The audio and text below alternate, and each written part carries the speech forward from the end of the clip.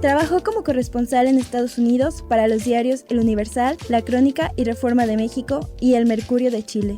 Ha publicado sus textos en las revistas Letras Libres, Travesías y Gato Pardo. En 2008 fue nombrado como uno de los nuevos cronistas de Indias por la Fundación de Nuevo Periodismo Iberoamericano que preside Gabriel García Márquez. Obama Latino fue su primer libro, seguido de Todo por una manzana y El bombero al que nadie llamó. Esta última obra lo hizo acreedor al Premio Proceso Internacional de Reportaje 2011. Torre Ramírez es corresponsal de Etiqueta Negra en Estados Unidos. En esta novena edición del Encuentro Internacional de Periodistas FIL Guadalajara presenta Narcolix, la Alianza México-Estados Unidos en la guerra contra el crimen organizado, su más reciente obra. El responsable central, indudable, digamos, de la estrategia, ¿no? Y sus consecuencias es el presidente Calderón. Pero en estos años estuvo acompañado de manera muy importante, muy visible, por el gobierno de los Estados Unidos. Noveno Encuentro Internacional de Periodistas, FIL Guadalajara. Marlinda Cruz Raíz, reportera. Luz Castañón Barragán, edición y producción de video, Televisión Universitaria de la Ciénaga. Hola, muy buenas tardes. Gracias por estar aquí. Y bueno, a mí me toca empezar en la presentación de este libro Narcolix. Estoy muy honrada por presentar el libro de un amigo, un buen amigo desde hace 15 años, 15, y un periodista que admiro. Y bueno, quería contarles primero que a Wilber lo conocí, como decía, hace 15 años, cuando los dos estábamos en la redacción del periódico Reforma. En ese momento, cuando yo apenas fui contratada, él estaba asignado a la cobertura en Chiapas y yo lo leía, pensaba que era un señor grande y bueno, un día que tuvimos una posada le levantaron el castigo y ahí lo conocí, lo regresaron a México y en el festejo platicábamos de él, de su trabajo. Luego lo volvieron a mandar todo ese tiempo a Chiapas. Después lo vi cubriendo presidencia. Él es un periodista que se hizo mucho en la fuente política, ya era un cronista cuando lo conocí. Y en sus crónicas se notaba siempre esa curiosidad que tiene, esa necesidad de indagar en los detalles íntimos de las personas tomadoras de decisiones, los detalles que explican por qué un político hizo lo que hizo, por qué tomó esta decisión, siempre investigando la cocina, las tras bambalinas, de cómo se llegó a un acuerdo. Y con esos detalles que él iba coleccionando nos iba explicando decisiones que habían cambiado nuestras vidas, leyes que se habían aprobado. Luego Wilber se fue a vivir a Estados Unidos, primero estuvo un tiempo en Nueva York, luego en Washington, y él y yo nos monitoreábamos desde la distancia. Y con ese mismo estilo empezó a reportear primero para varios diarios mexicanos, era corresponsal, reporteaba la política estadounidense. Un día nos encontramos en Boston también en un curso intensivo de periodismo narrativo y creo que esa fue su verdadera iniciación o otra iniciación de Wilber, como su regreso a la universidad. Él estaba realmente entusiasmado con practicar este periodismo narrativo, ensayar otras diferentes formas de escritura y decidió entonces salirse de los medios tradicionales y empezar un camino solitario, un camino más arduo, cansado, para encontrar casi el perfeccionismo. Se obsesionaba hasta el detalle, hasta desarrollar una narración eficaz. Fue casi autodidacta, se acercó a la revista Etiqueta Negra, donde consiguió excelentes editores. La revista Etiqueta Negra, nacida en Perú, algunos la han equiparado al New Yorker latinoamericano, y ahí él tuvo como muy buenos editores que le ayudaban a pulir sus textos y a salirse del molde mexicano y a ensayar estas otras formas. A veces cuando lo llegué a ver parecía un científico loco e incomprendido que estaba buscando como la fórmula mágica, la fórmula para que los textos fueran realmente perfectos, las claves de la crónica y sabía que hacía ensayos de meses, incluso de años. Y otras veces cuando lo veía, parecía un ermitaño solitario, dudoso de si hacía bien en salirse de los medios tradicionales y emprender ese camino que era muy difícil, que no le redituaba económicamente, por ejemplo, y que no siempre lucía.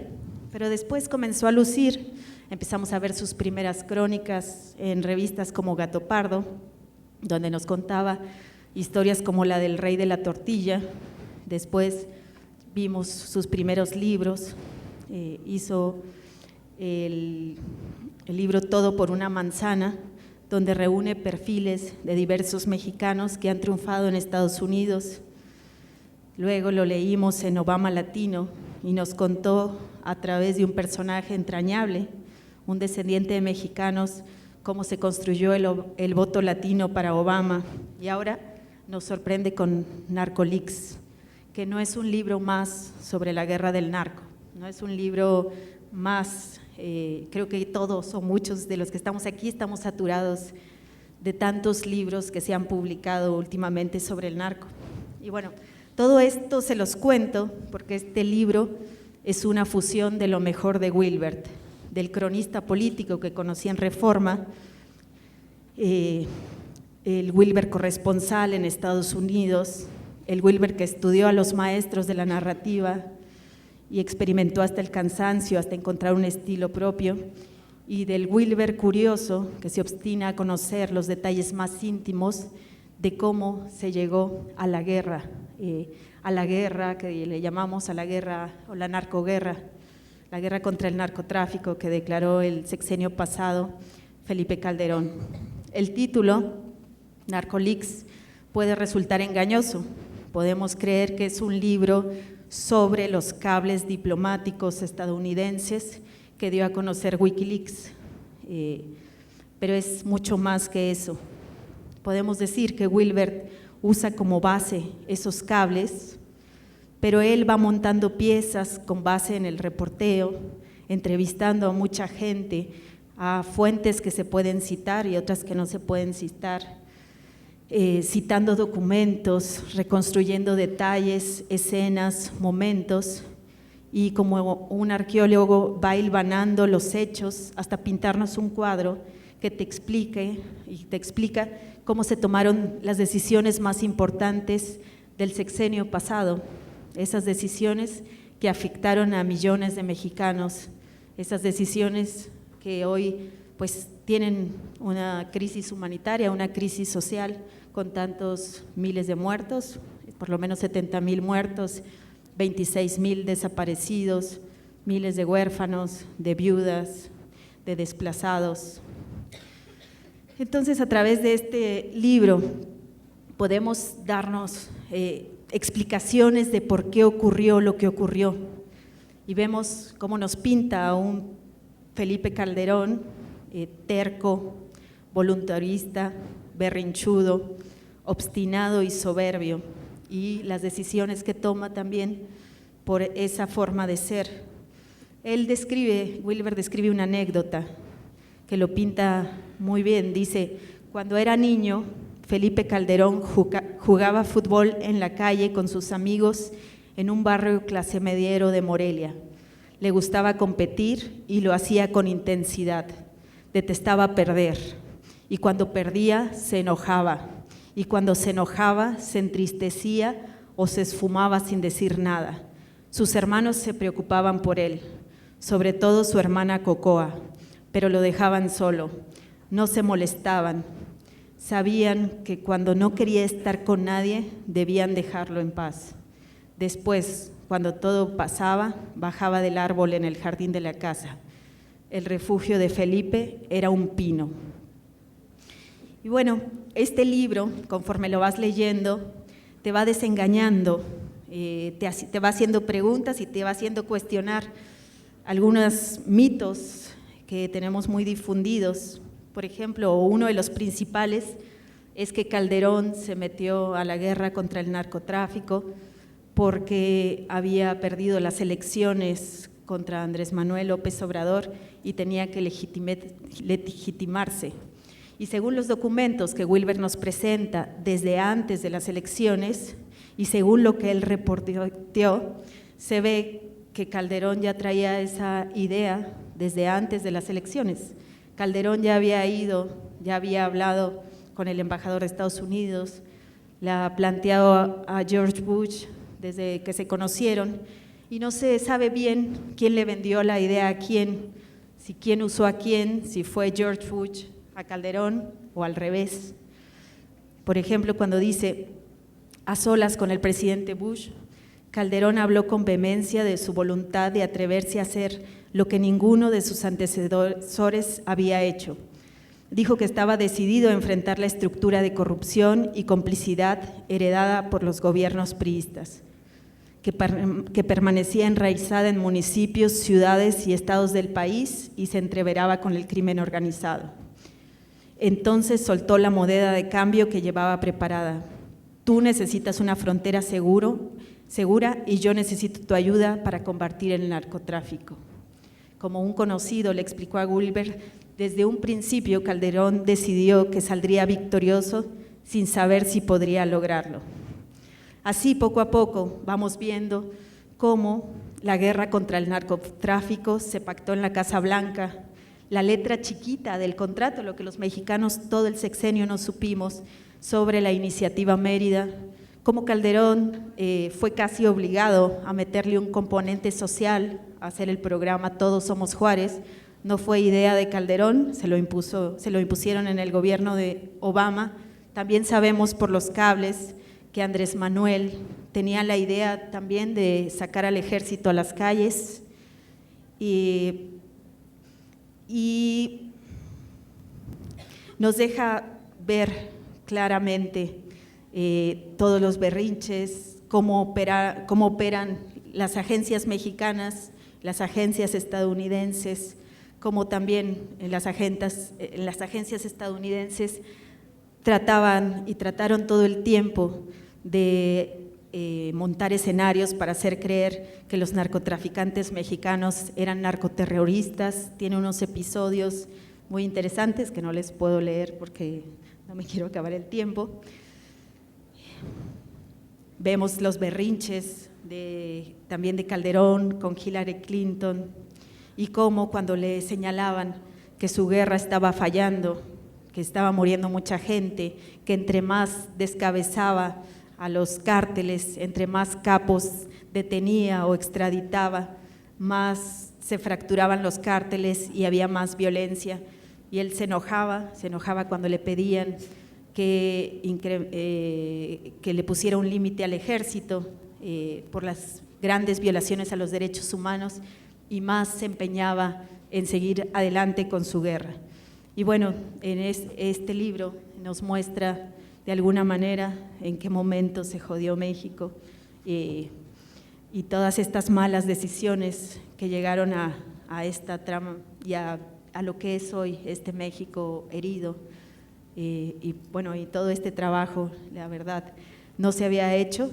Habíamos trabajado los periodistas en la urgencia, tratando de recopilar testimonios, tratando de ver sobre terreno qué estaba pasando, cómo se estaba llevando la guerra, quién iba perdiendo, cuántos muertos tenía cada cártel, pero quizás hacía falta miradas como la de Wilber, que desde fuera, con documentos, con un trabajo más pausado, nos ayudó a ver este bosque, a los periodistas y a muchos ciudadanos que estábamos viendo todo pues desde terreno y que no nos permitía ver mucho más allá. Entonces, por eso este libro es muy bueno y es de agradecerse. Y pues gracias, Wilber.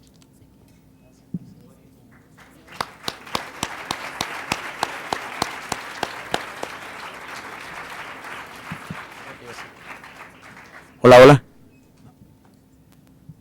Gracias. Hola, buenas tardes. A Marcela Turati se le ocurrió hace rato que era buena idea que yo estuviera en esta mesa. Espero que así sea. En primer lugar, lo agradezco mucho la posibilidad de estar aquí. y de tener este encuentro afortunado con Wilbert y con Marcela en torno a algo tan bueno como es el libro de Wilbert. Nos conocimos ahí los tres en 98, 99 por ahí, en aquella redacción de Reforma, así que me está dando la nostalgia por aquellos años.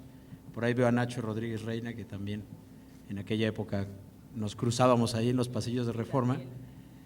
Por cierto, esa redacción los extraña mucho de esta gente. Y la verdad es que es padre estar aquí y es todavía mejor estar en torno a un libro tan bueno como es el de Wilbert. Bien decía Marcela que Wilbert siempre nos puso el ejemplo en fijarse en detalles, en siempre ir a reportear y estar atento a aquellas cosas que uno a veces pues da por hecho y pasan desapercibidas, y a veces cuando uno está reporteando está más atento en anotar en la libreta la mejor frase del político en cuestión que en ver el ambiente, que en ver los gestos, ver los ademanes, reportear realmente lo que está ocurriendo más allá de lo que se está diciendo. Wilbert siempre tuvo ese estilo, nos lo inculcó a varios en la redacción, y bueno, Marcela también lo hacía desde que era muy chica, muy joven, que se iba a reportear los mítines de Francisco Labastida en la campaña del 2000. Ella siempre se iba a reportear hasta lo más lejos que podía del templete y nos regalaba crónicas fabulosas de lo que realmente ocurría en la campaña, ¿no? Más allá del templete.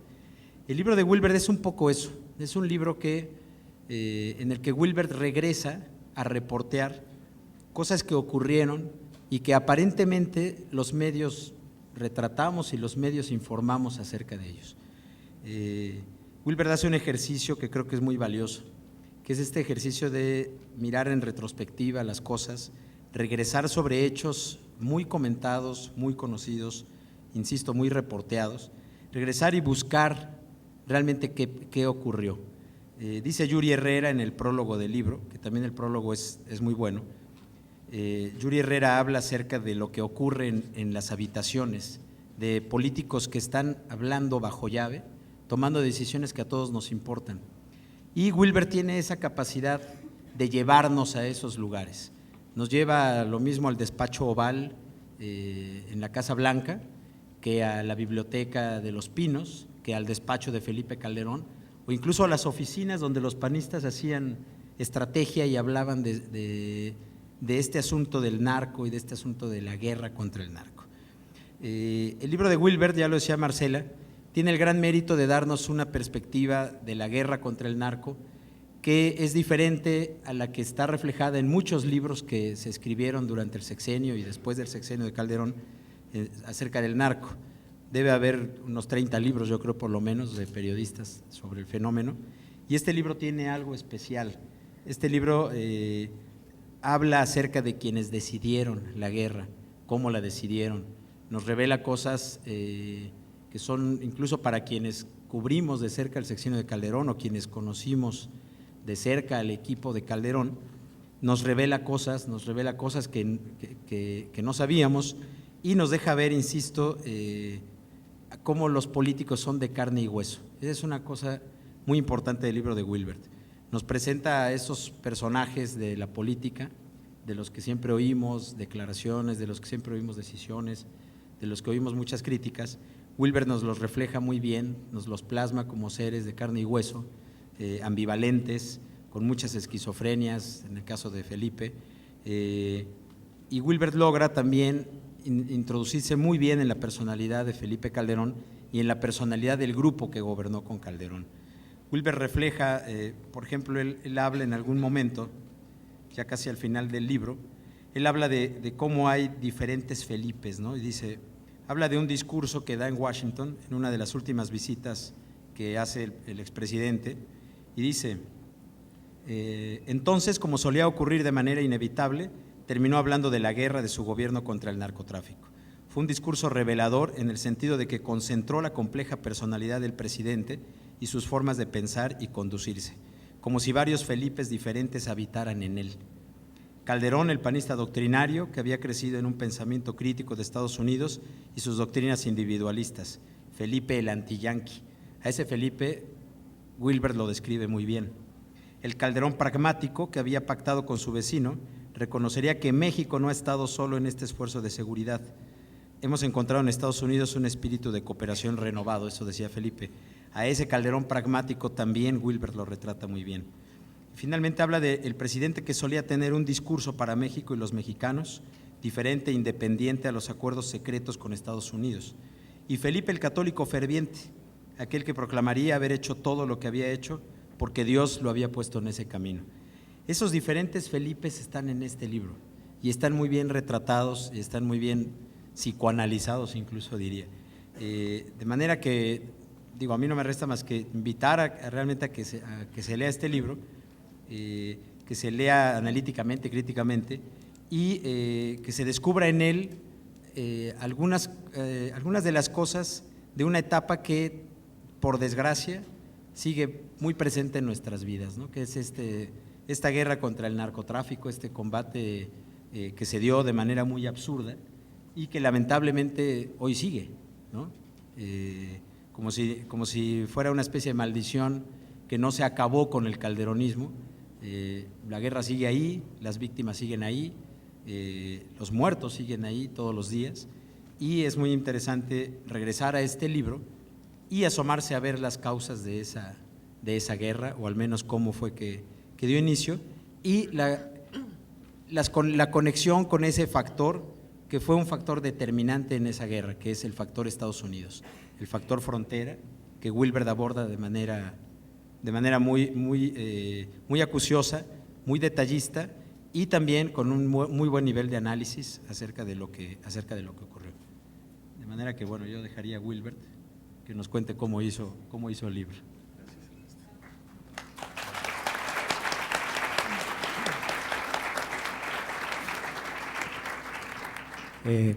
Pues buenas tardes a todos. Muchas gracias por estar aquí acompañándonos. Muchas gracias a la Universidad de Guadalajara y al Encuentro Internacional de Periodistas por permitir presentar este libro, y sobre todo por abrir las puertas a esta conversación que, compuesto el auditorio por una mayoría de estudiantes, creo que es muy importante que ustedes estén en contacto con la gente que está haciendo cosas diferentes en el periodismo mexicano, que no hay muchos, y dos de esos miembros de un grupo de destacados cronistas dedicados, una a recorrer los pasadizos aciagos, tristísimos y oscuros de las víctimas del narcotráfico, y Ernesto, que es muy modesto, pero él ha escrito el que quizás es el mejor libro, la mejor radiografía del calderonismo, que se llama Crónica de un sexenio fallido.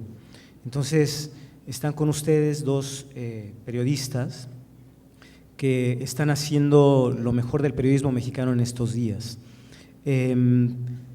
Agradezco mucho a Ernesto y a Marcela sus palabras, lo generosos que han sido conmigo y con el libro, y quisiera con ustedes compartir brevemente algunos pensamientos que se remiten a cómo empecé a imaginar, a pensar en escribir este libro. Yo viví cerca de 10 años en Estados Unidos y siempre me llamó la atención de manera muy fuerte la manera en la que funciona el gobierno de los Estados Unidos, este cuerpo impresionante e inabarcable de instituciones, departamentos, agencias que conforman un cuerpo inabarcable, como ya he dicho, y me causaba mucha inquietud conocer de manera más profunda de lo que estábamos viendo en los discursos oficiales, qué había detrás de estos esfuerzos que de manera tan enjundiosa había impulsado el gobierno de Estados Unidos desde los gobiernos del PRI para abrirse puertas y penetrar de manera cada vez más profunda en el tema de seguridad en México. Hay que recordar que cuando el NAFTA se firma hace ya 20 años, el Tratado de Libre Comercio de América del Norte, uno de los pocos temas cruciales que quedó fuera de la mesa fue el tema de seguridad. Los gobiernos nacionalistas y revolucionarios del PRI siempre tendieron una especie de cortina y de burbuja para evitar que el tema estuviera sobre la mesa como una forma de autoprotección. Mientras menos vigilancia, mientras menos ojos foráneos hubiera dentro del país, estaban menos expuestos a ventilar todo lo que ya sabemos en términos de democracia, derechos humanos y, por supuesto, en materia de seguridad. A mí me resultaba importante tratar de abordar el tema del narcotráfico, como ya lo ha mencionado Marcela, desde una ventana que me parecía que había sido explorada bien por algunos periodistas, pero que en el fulgor, en la vorágine de la información y de la cobertura en el territorio de batalla, en el recuento triste de las víctimas, en las declaraciones políticas de los gobiernos de México y Estados Unidos, me parece que había quedado a un lado esta responsabilidad y las consecuencias que 120,000 muertos o 100,000 muertos o 20 o 26,000 desaparecidos tenían con el poder. Es decir, una de mis principales inquietudes e intenciones, no sé si lo logré, era tratar de traducir y sobre todo demostrar cuáles habían sido las consecuencias de las decisiones tomadas desde el poder en los gobernados, y específicamente en un país como México, que en una espiral de violencia de 6 años terminó como un país roto, dividido y devastado. Para eso quise eché mano de los cables de Wikileaks, que, como dijo Marcela, representaban una pila de documentos, muchos de ellos indescifrables, inconexos. En realidad no es mucha la información que uno puede encontrar en Wikileaks, pero había unas cuantas pistas, algunos códigos, algunos principios de acuerdo y muchísimos memorándums que hablaban de las intenciones de Estados Unidos por insistir en entrar a México en términos de seguridad. Entonces, para mí era muy importante presentar una fotografía más o menos completa de la responsabilidad política del poder en la tragedia que hemos vivido en estos años, pero también y sobre todo de la responsabilidad política de Estados Unidos en esto que ha ocurrido. Históricamente la geopolítica es un eje fundamental en la historia de los países, y en México tendemos a fijarnos una venda sobre los ojos cuando se trata de aceptar hasta dónde ha entrado o ha influenciado a Estados Unidos en México.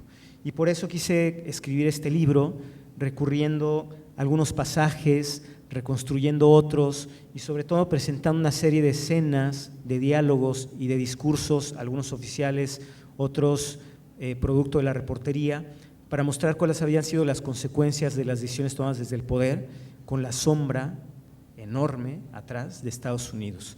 Voy a leer un poco algunos fragmentos del libro que creo que es importante tener en cuenta, porque nos muestran, como dijo Marcela, cómo no fue una ocurrencia esta de Felipe Calderón.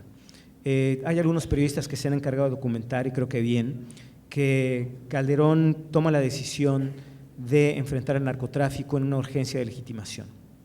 Yo lo que quería era, sobre todo, penetrar en las instituciones mexicanas de seguridad y conocer cuáles eran las condiciones y las capacidades de las instituciones de seguridad cuando Calderón declara la guerra al narcotráfico, y cuáles habían sido las insinuaciones de Estados Unidos para que tomara la decisión. Entonces, 6 meses antes de la elección, el gobierno de los Estados Unidos y los enviados de Washington, en específico el embajador Garza, habían empezado a moverse de manera muy clara en los pasadizos de la política mexicana, haciendo preguntas y escribiendo memorándums. Cerca de 7 meses antes de la elección, el embajador Garza empezó a hacer una pregunta indiscreta a políticos y a escritores e intelectuales. Ha llegado la hora de lanzar, designar un plan Colombia para México? Preguntaba 6 meses antes de la elección Garza.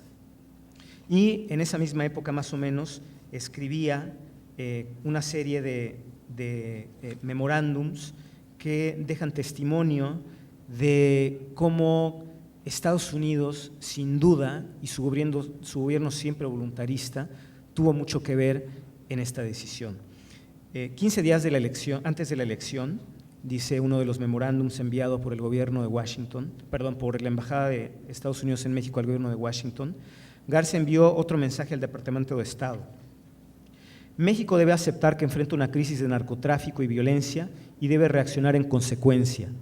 Persiste una tendencia a encarar la relación bilateral en términos anticuados y es preciso un compromiso de la nueva administración para sentarse con nosotros desde los primeros días a encontrar formas de remover los obstáculos que impiden superar nociones rebasadas de soberanía. Nuestra meta compartida debería ser una sociedad para la aplicación de la ley. Estados Unidos y Canadá tienen equipos policiales conjuntos que trabajan en la frontera. ¿Por qué con México no? Estados Unidos, por supuesto, debe ayudar con inteligencia, entrenamiento, expertos, pero México necesita actuar. Implícita en todo esto, y quizá no tan implícito, decía Garza, está la idea de que la nueva administración no debería esperar a que el gobierno de Estados Unidos volteara la mirada a otro lado mientras las ciudades fronterizas arden en violencia. El memorándum enviado por Garza a Washington concluye con una frase terminante: queremos que México se quite los guantes para pelear con los cárteles del narcotráfico. En Estados Unidos, según The Macmillan Dictionary, combatir de manera feroz para conseguir un objetivo implica quitarse los guantes.